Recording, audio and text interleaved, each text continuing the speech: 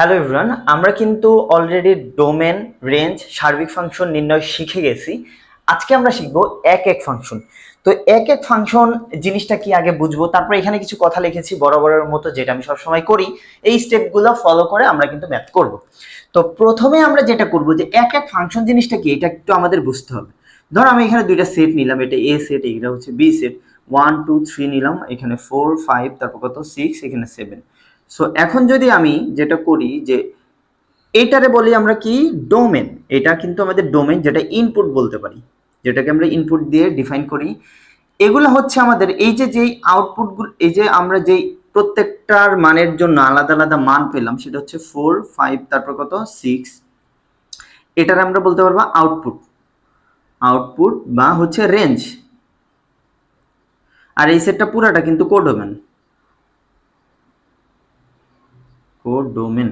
ওকে, এই যে একটা ইনপুটের জন্য আলাদা আলাদা, প্রত্যেকটা ইনপুটের জন্য আলাদা আলাদা আউটপুট পাচ্ছি, এই ধরনের ফাংশনকে বলা হবে এক এক ফাংশন।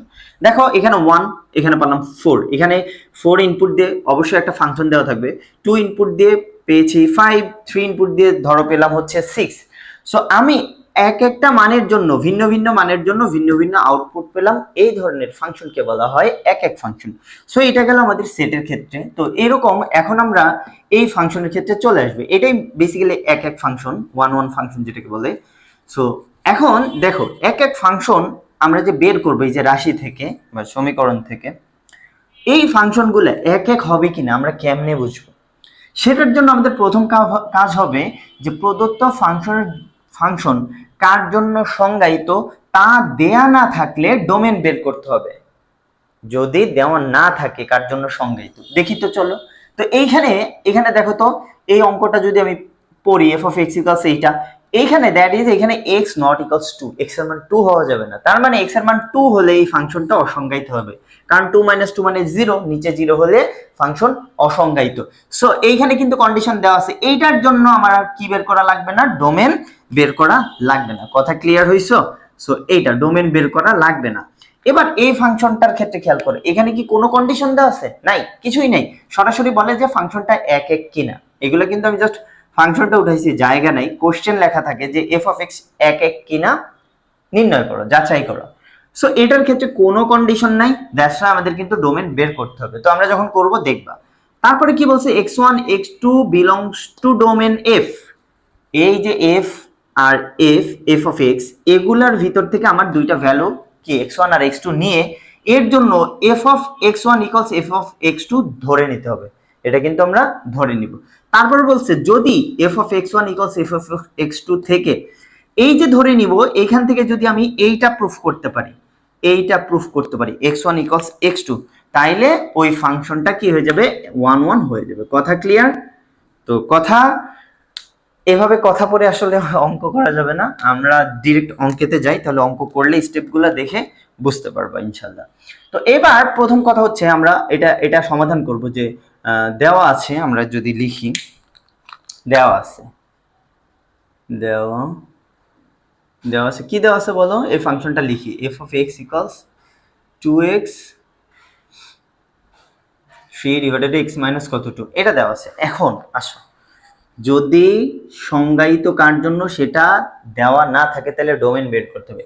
এইখানে কিন্তু এই যে কার জন্য সংজ্ঞায়িত তোমার দেওয়া আছে, দেখো 2 হওয়া যাবে না, তার মানে 2 ছাড়া বাকি সবার জন্য সংজ্ঞায়িত।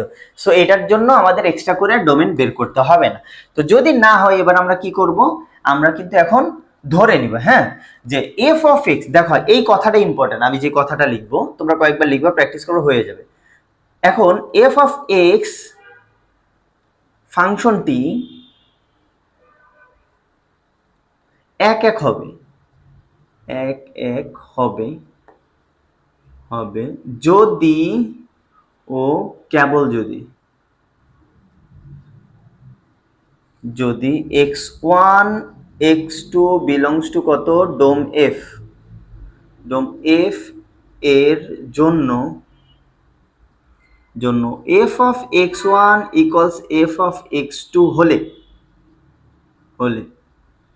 যদি ও কেবল যদি এইটা f of x1 x2 belongs to dom f এর জন্য f of x one equals f of x two হলে x one equals x two হয়। কথাটা একটু ভেজাল লাগতে পারে, একটু জটিল লাগতে পারে, বাট ইজি। দেখো আমি বলছিলাম এইটা ধরে নিতে হবে, আমরা তো এই যে ধরে নিলাম, যদি এত এর জন্য এত হলে যদি কি হয়, এখান থেকে আমার কি প্রুফ করতে হবে, x one equals x two, এইটা আমি ধরে নিব। এখান থেকে এই যে আমি এখানে বললাম f of x one equals f of x two হলে এইটা যদি হয়, এইখান থেকে যদি আমি এইটা বানাইতে পারি x one equals x two, তাহলে আমরা বলবো যে ফাংশনটা এক। সো এই হচ্ছে আমাদের কাজ। তো চলো আমরা শুরু করি ম্যাথটা। তো এখানে বলা হয়েছে কি যে ধরি, এবার আমরা লিখবো ধরি, কি ধরতে বলছি দেখো, 2 নম্বর কাজে বলছিলাম যে এইটা ধরতে হবে।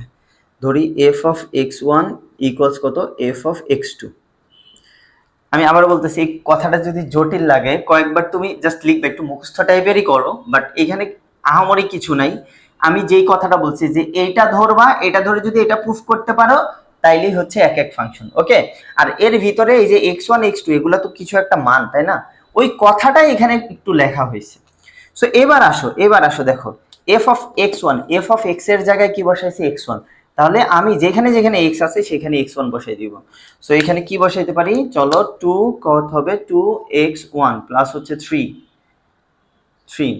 নিচে কি দিব, নিচে হচ্ছে দিব এক্স ওয়ান মাইনাস টু, আর এখানে দিব টু এক্স টু বসাচ্ছি এবার, হ্যাঁ, মাইনাস প্লাস থ্রি, আর এখানে কত হবে এক্স টু মাইনাস কত টু। তো এবার আমরা কি করবো, আর গুণ করবো, হ্যাঁ, two x one plus three, এটার সাথে একটা লাইন আমি এক্সট্রা বাড়াচ্ছি এখানে, two x two plus three এর সাথে এখন গুণ করবো কত, এক্স ওয়ান মাইনাস কত টু। এবার আসো গুণ করো, এটা গুণ করলে two x one x two minus four x one, তারপরে প্লাস এই যে থ্রি এক্স টু, এটা মাইনাস সিক্স। ওকে, ডান।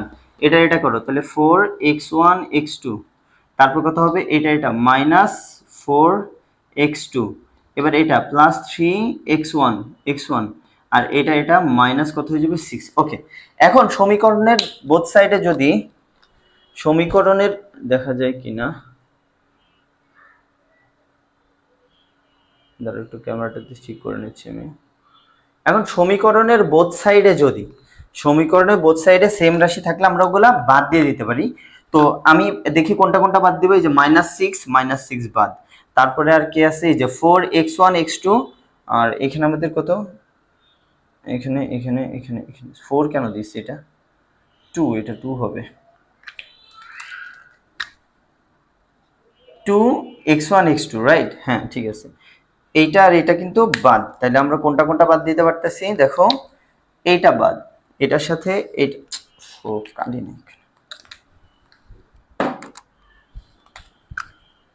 এটার সাথে এটা বাদ, সিক্স বাদ, আর কাউকে বাদ দিতে পারবো না, আর কাউকে বাদ দিতে পারবো না। সো আমরা যা আছে লিখে ফেলবো। এখানে দেখো মাইনাস ফোর এক্স ওয়ান,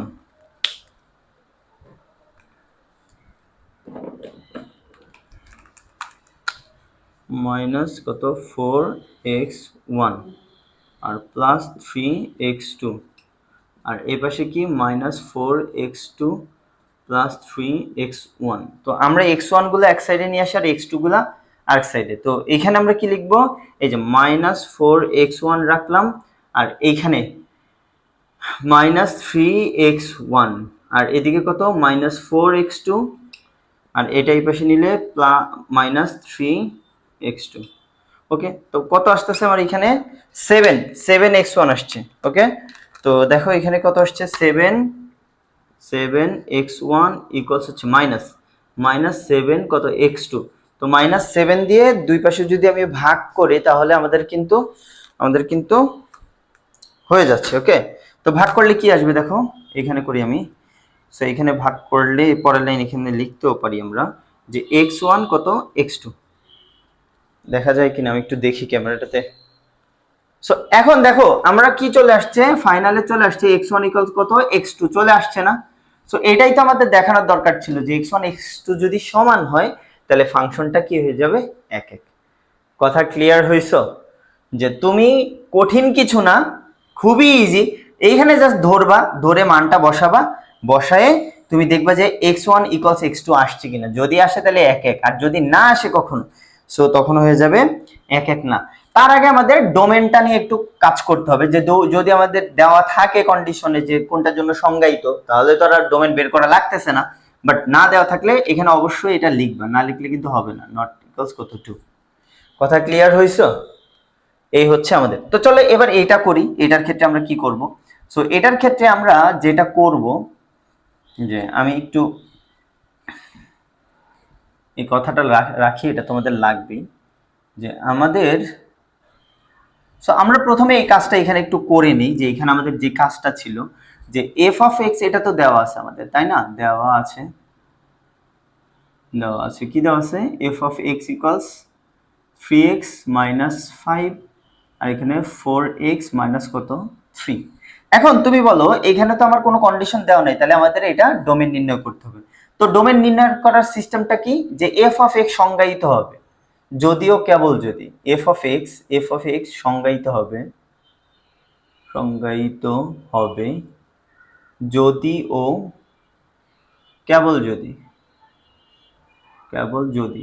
কেবল যদি কি হয়, এই যে নিচের 4x মাইনাস কত 3 হর নট ইকুয়ালস কত 0 হয়। সো এখান থেকে আমরা x এর ভ্যালুটা বের করে ফেলবো, 4x মাইনাস 3 ইকুয়ালস কত 0। তো x এর ভ্যালুটা কত? x এর ভ্যালু বলো।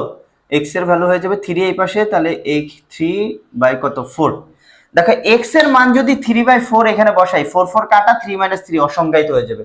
তাহলে এটার ডোমেনটা আমাদের কি হইলো? এখান থেকে আমরা ডোমেনটা বের করে ফেলি। অতএব ডোম f কত হয়ে যাবে বলো? ডোম f সকল রিয়েল নাম্বার হবে, কিন্তু রিয়েল নাম্বার থেকে বাদ যাবে 3 ডিভাইডেড কত 4। এই যে আমাদের ডোমেন বের হয়ে গেল। কথা ক্লিয়ার? ডোমেন বের।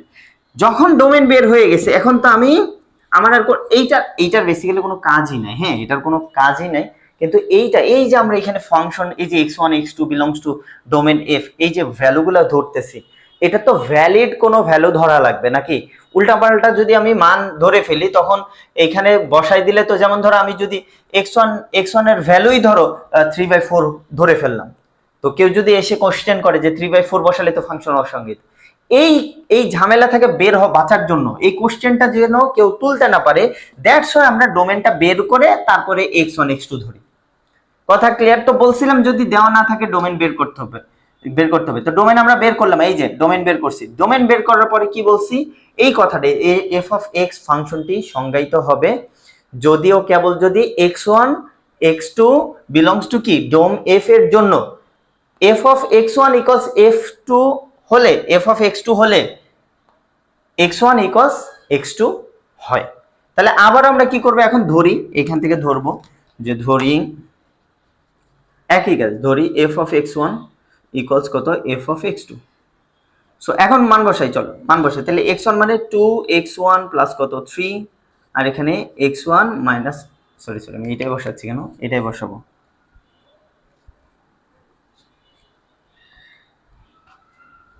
এটা কত আছে? 3x1 মাইনাস 5, আর এখানে কত হবে? 4x1 মাইনাস 3 ইকুয়ালস, তাহলে কত হবে?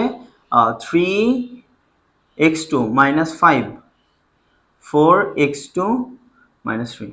তো এবার আমাদের কাছে আর গুণ করা, 3x1 minus 5, 4x2 minus 3 equals 3x2 minus 5। তারপর করব হচ্ছে 4x1 মাইনাস কত 3, দাও আর গুণ করে দাও, 3 4 12 x1 x2, তারপর প্লাস 9x1 মাইনাস 20 x2 গেল 20 x2 মাইনাস মাইনাস প্লাস 15। ওকে, এ পাশে আসো, তাহলে 12 x1 x2, তারপরে এটা কত হবে? মাইনাস 9x2 মাইনাস 20 x1, তারপর হচ্ছে কত প্লাস 15। এবার দেখো আবারও একই কাজ, যেটা আমাদের কি হবে বাদ যাবে, মিলে যাবে, সেটা আমরা ভ্যানিশ করে দিব। ওকে, তো ভ্যানিশ করে দিলে আমাদের এখন কি থাকতেছে? এখানে এই যে 12, এটা আর এটা কিন্তু ভ্যানিশ, তো এগুলা ভ্যানিশ হয়ে গেলে আমার আলটিমেটলি থাকতেছে হচ্ছে এখানে 20x2 প্লাস হচ্ছে এই যে 9x1 মাইনাস 20x2, আর এখানে থাকতেছে মাইনাস 9x2 মাইনাস 20x1।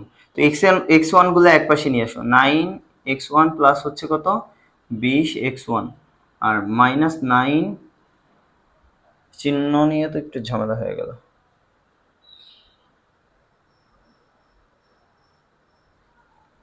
3 3 9, এটা মাইনাস দিতে ভুলে গেছি, এটা মাইনাস। ওকে, সো এখানে -9, এখানেও -9। সো আমাদের এখান থেকে 9x2 প্লাস হচ্ছে 20 কত 20x2। সো এবার দেখো এখানে 9টা থেকে 20টা বাদ দাও, তাহলে কত হবে?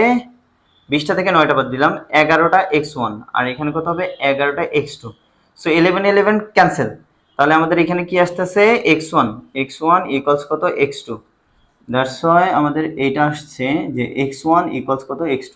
আবারও দেখো x1 আর x2 কি হয়ে গেছে, ইকুয়াল হয়ে গেছে। সো এই ফাংশনটাও কিন্তু কি ফাংশন, 1 1 ফাংশন। সো এইভাবেই কিন্তু আমরা যে কোনো ফাংশন বের করে ফেলতে পারবো এক এক কিনা। তো আমি একটু দেখাই যে কোন ফাংশনটা এক এক হবে না, এরকম একটা ফাংশন দেখতে পারলে ভালো হইতো, তাই না? সো চলো আমি একটা ফাংশন লিখি, একটা লিখে তোমাদের একটু বুঝাই যে এই ফাংশনটা অ্যাকচুয়ালি এক এক কিনা। সো একটা ফাংশন লিখতেছি যে f of x ইকুয়ালস হচ্ছে 8 মাইনাস এক্স স্কোয়ার বাই হচ্ছে কত 3 ধরলাম, ধরো এটা একটা ফাংশন নিলাম। এই ফাংশনটা এক এক কিনা, এটা হচ্ছে কোশ্চেন। এখন ভালো করে বুঝো তো যে আমরা এই ফাংশনটা কার জন্য অসংজ্ঞায়িত। এরকম কোনো মান কি আছে যার জন্য অসংজ্ঞায়িত না? তুমি যা বসাবা তার জন্য সংজ্ঞায়িত, কারণ হরে নাই, এক্সটা হরে নাই, এক্সটা আছে উপরে, এখানে নেগেটিভ পজিটিভ যাই বসাও সো এটার জন্য এটা কিন্তু কি হয়ে যাবে, সংজ্ঞায়িত হয়ে যাবে। সো এটার ডোমেন কিন্তু রিয়েল নাম্বার, সো এটার জন্য এক্সট্রা আমার ডোমেন বের করার দরকার নাই। এবার আমরা কি করব, যে ফাংশনটি এক এক হবে যদিও কেবল যদি x1 x2 বিলংস টু এটার জন্য এই কথাটাই লিখব। লেখার পরে চলো আমরা ক্যালকুলেশনটা জাস্ট দেখি, যে এটা আমি আর লিখলাম না, হ্যাঁ এই কথা লিখলাম না, এই কথা তোমরা এখন লিখতে পারবা, যে আমরা ডিরেক্ট ম্যাথটা করে দেখি যে এটা এক এক হবে কিনা। সো এইখানে আমি ধরবো কি f of x1 ধরি f of x1 ইকুয়ালস হচ্ছে f of x2।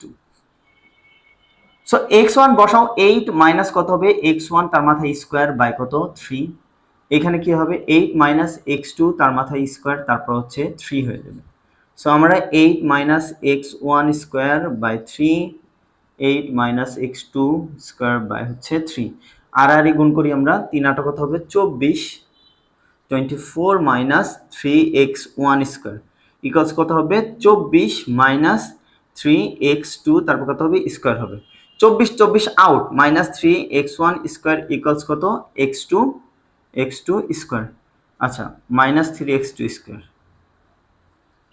সো এবার হচ্ছে আমরা কি করতে পারি, যে মাইনাস 3 দ্বারা দুই পাশে আমরা কি করতেছি, ডিভাইড করতেছি।